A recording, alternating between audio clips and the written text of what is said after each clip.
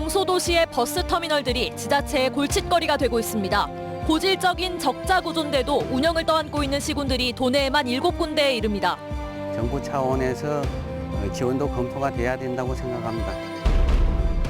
호남권의 코로나19 확산세가 잦아들고 있지만 고위험군 중증 환자들이 많아 걱정입니다. 이라크에서 순천으로 입국한 50대 남자 1명도 오늘 추가 확진 판정을 받았습니다. 국내에서 유일한 우주 교육시설인 고흥 청소년 우주센터가 개관 10년을 맞았습니다. 한 해 4만 명이 찾는 명소가 되고 있습니다. 청소년들에게 아주 좋은 선물 같은 공간이라고 생각합니다. 정부의 국립전문과학관 공모사업에서 광양시가 울산 원주와 함께 최종 3배수 후보지에 올랐습니다. 여러분 안녕하십니까? 금요일 밤 여수 MBC 뉴스데스크입니다. 중소도시의 버스터미널들이 민영과 공영체제 사이에서 고심하고 있습니다. 이용 승객들이 지속적으로 감소하면서 운영 타산이 맞지 않자 운영자들이 잇따라 손을 떼고 있습니다. 네, 이로 인해서 시군이 운영을 떠안는 상황이 계속 반복되고 있는데요. 고질적인 적자 구조 속에서 지자체들의 고민이 적지 않습니다. 김종수 기자가 취재했습니다. 장터 부근에 마련된 협소한 가건물. 기존 광양 버스터미널의 운영이 중단되면서 시가 인근 주차장을 활용해 만든 임시 매표소입니다. 보시는 것처럼 임시 터미널의 시설이 열악하다 보니 승객들의 불편도 쌓이고 있습니다. 화장실이 조금 아무래도 이동식이잖아요. 그게 좀 불편했고 또 뭐 벌레들이 많으니까 비 왔을 때 특히. 이런 가운데 광양시가 다음 달부터 기존 버스터미널을 직영하기로 결정하면서 불편은 줄게 됐지만 걱정은 이제부터입니다. 터미널의 고질적인 적자 구조 때문입니다.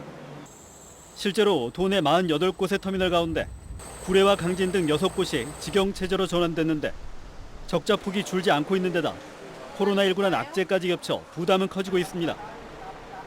앞으로 광양시가 직영에 들어간 뒤 추정되는 고정 지출만 한 달 평균 5천여만 원에 달합니다. 그러나 농어촌과 상간벽지 등 취약 노선과 달리 터미널 운영에는 정부와 전라남도의 지원을 받을 수 없어 지자체의 예산 부담이 커질 수밖에 없습니다. 시에서 운영하는 것도 일정한 방법이 될 수 있습니다. 교통복지 측면에서 접근한다면 정부 차원에서 지원도 검토가 돼야 된다고 생각합니다. 그 부분에서는 시 차원에서도 건의를 하겠습니다. 게다가 민간업체가 사업을 포기할 경우 시민들의 불편이 커질 수 있어 지자체들은 적자 보정과 직접 운영 외에 마땅한 대책도 없는 상황. 수익성이 떨어지는 버스터미널 운영을 놓고 중소지자체들의 고민이 커지고 있는 가운데 지역민들의 보편적인 이동권 확보를 위해 사회적 논의가 필요해 보입니다. MBC 뉴스 김종수입니다. 네, 전남 광주권의 코로나19 속보 계속 전해드리겠습니다.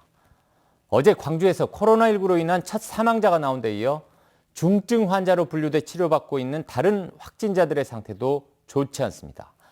확진자 2명이 인공 심폐장치에 의지해서 치료를 받고 있습니다. 김철원 기자입니다. 광주에서 코로나가 재확산하기 시작한 이후 에크모에 의지해 치료를 받는 확진자가 나왔습니다. 인공 심폐장치인 에크모는 기계적 방법으로 환자의 호흡을 돕는 장치로 중증도가 가장 높은 코로나 확진자들에게 사용되는 치료법입니다. 70대 남성과 40대 남성이 이 에크모에 의지해 산소 공급을 받는 것으로 전해졌는데 40대 남성의 경우는 고혈압과 당뇨 등의 지병이 있는 것으로 전해졌습니다. 두 분이 지금 에크모를 달게 돼서 약간 어제보다는 상태가 안 좋은 상황입니다. 한편 새로 발생한 확진자들의 이동 동선 중에서 사우나가 또다시 등장했습니다. 초등학생인 174번째와 175번째 확진자들이 지난 14일 광주시 광산구 첨단 오션 스파 사우나에 4시간 동안 머무른 사실이 드러난 겁니다. 이때 접촉한 직원과 손님은 약 100여 명가량. 광주시는 6명의 확진자가 발생한 광주 광산구 SM 사우나에 이어 또 다른 감염원이 되지 않을까 긴장하고 있습니다. 확진자와 접촉을 했거나 감염이 의심되는 증상이 있는 분들은 사우나 방문을 일체 금지해 주시기 바랍니다. 또다시 다가온 주말과 휴일, 광주시는 경찰과 합동 점검반을 꾸려 종교시설과 결혼식장 등 다중이용시설을 다니며 방역 수칙을 지키는지 점검하기로 했습니다. MBC 뉴스 김철원입니다. 이라크에서 인천공항을 통해 순천으로 온 50대 남자가 코로나19 확진 판정을 받았습니다. 전라남도는 지난 14일 인천국제공항으로 입국해 KTX 해외 전용칸을 이용해 순천에 도착한 50대 남성이 전남보건환경연구원 검사 결과 최종 양성 판정을 받고 순천의료원에서 격리 치료 중이라고 밝혔습니다. 이로써 전남 지역 코로나19 확진자 33명 가운데 해외 입국자는 모두 17명이 됐습니다. 한편 광주 확진자와 접촉했던 여수경찰서 중앙파출소 소속 경찰관의 코로나 감염 여부는 음성으로 판정됨에 따라 폐쇄됐던 파출소는 정상 운영 조치됐습니다. 광양경찰서가 자가격리 기간에 무단 이탈한 혐의를 받고 있는 해외 입국자를 검찰에 송치했습니다. 해당 여성은 지난달 27일 일본에서 입국한 뒤 2주간의 자가격리 행정명령을 받았지만 커피숍을 다녀오는 등 장소를 이탈했다가 합동점검에서 적발됐습니다.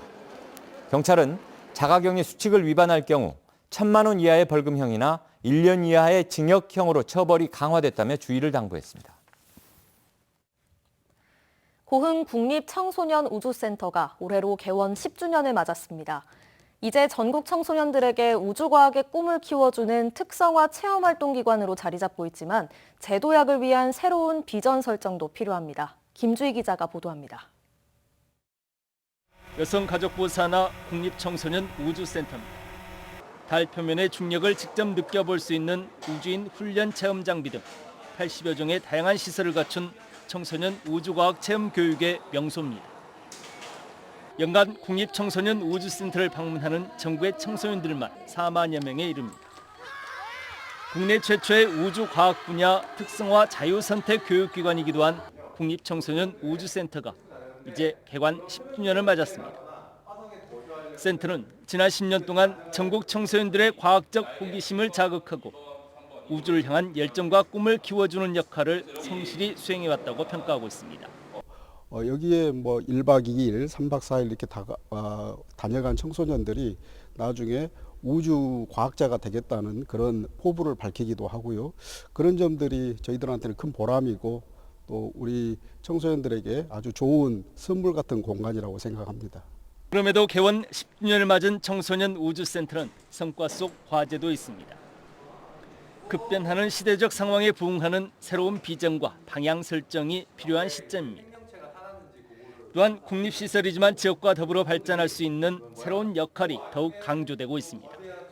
이 지역에 있는 초, 중, 고등학교 학생들을 대상으로 한 어떤 과학 교과와 연계할 수도 있고요. 우주 관련 교육과 관련해서 어떤 지역 청소년들이 참여할 수 있는 어떤 프로그램들을 마련해 가면은 좋겠다는 생각이 듭니다.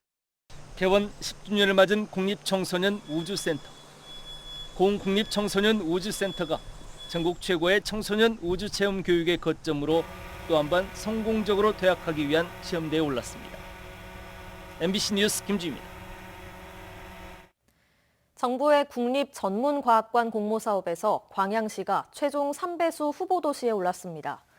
과학기술정보통신부는 이번 사업에 지원한 지자체 가운데 전남 광양시와 강원도 원주시, 울산 남구 등 3곳을 후보도시로 선정했으며 현장 조사를 거쳐 오는 31일 최종 입지를 결정할 계획입니다.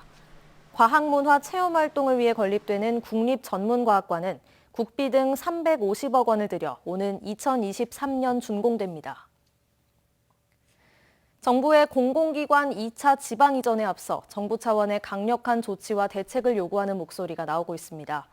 전남도의회는 건의문을 통해 한국화학융합시험연구원과 환경산업기술원, 지역난방공사, 한국공항공사를 전남으로 우선 배정해 지역 간 격차 해소를 위한 의지를 보여야 한다고 밝혔습니다. 현재 210개 공공기관과 279개 투자출자 회사가 수도권에 소재하고 있으며 정부는 공공기관 추가 지방 이전에 앞서 아직까지 구체적 방향을 내놓지 않고 있습니다.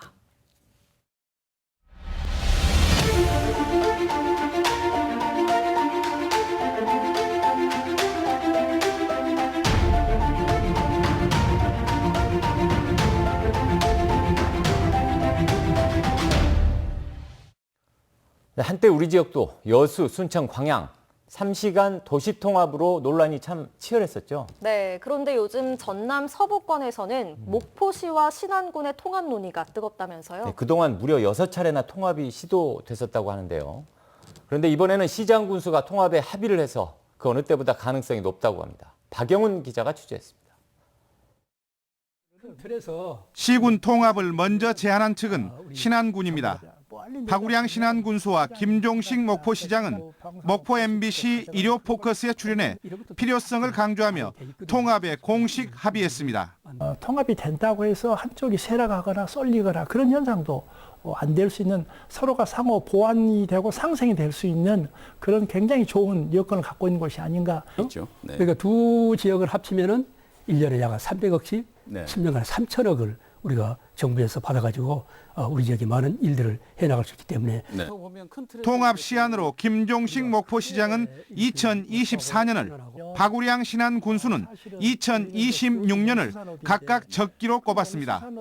특별법 제정까지 다 끝나면은, 그 다음에 이제 그 세부적인 준비 절차까지 마치면은, 잘하면은 한 2024년, 한 4년 후 총선에 같이 통합시장 선거를 할 수도 있지 않겠느냐. 그때를 2026년 한 7월 1일 정도를 통합 출발 시점으로 잡아도 결코 그게 빠르지는 않고 좀 충분한 기간이 아닌가, 그렇게 저희들이 생각을 합니다. 목포시와 신안군은 빠르면 오는 9월쯤 실무위원회를 꾸리고 준비 절차에 착수할 예정입니다. 이후 양 지역 의회와 시민단체 등을 중심으로 공동준비위원회를 만들고 시군 통합에 따른 합의사항을 도출한 뒤 시장 군수가 정부에 공식 통합을 건의할 예정입니다.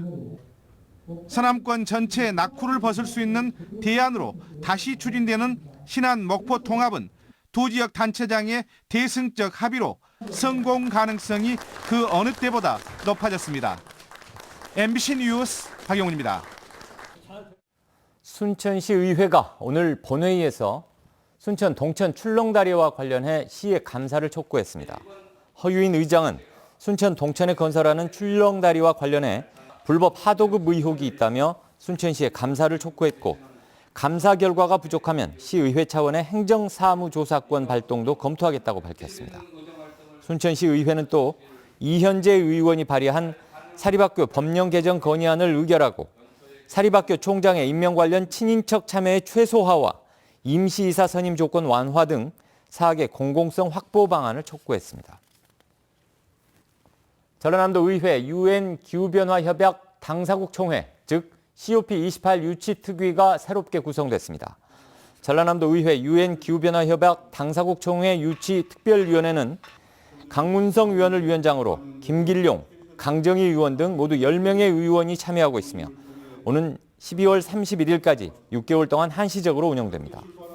전남도의회 COP28 유치 특위는 지난해 12월 출범한 남해안 남중권 유치위원회, 전라남도, 경남도 등과 대내외 유치 활동이 함께 나설 계획입니다. 민주당 신정훈 의원이 고위공직자 부동산 처분 의무화를 내용으로 공직자윤리법 개정안을 발의했습니다. 개정안은 국회의원, 지자체장, 지방의원, 1급 공무원 등 대통령령으로 정하는 사람들이 매각 대상자가 되면 실거주 1주택이나 실소유가 아닌 부동산은 60일 안에 매각하거나 백지 신탁 계약을 맺도록 강제하고 있습니다. 올해 상반기 여수 지역 수출액과 수입액이 지난해보다 20% 이상 감소한 것으로 드러났습니다.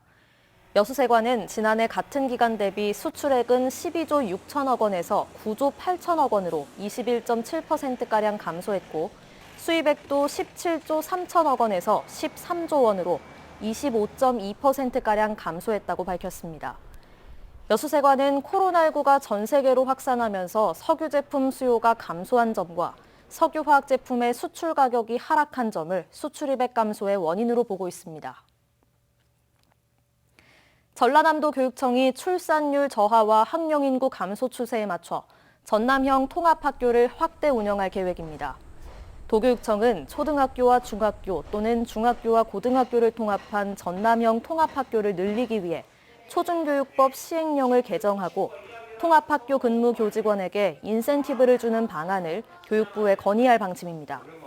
현재 전남 도내 초중고교의 43%는 전교생이 60명이 안 되는 작은 학교이며 도교육청은 12개의 통합학교를 시범 운영하고 있습니다. 전라남도 교육청은 올해 하반기까지 전남형 학교 민주주의 지수를 온라인 시스템으로 구축해 학교 현장에서 활용하기로 했습니다.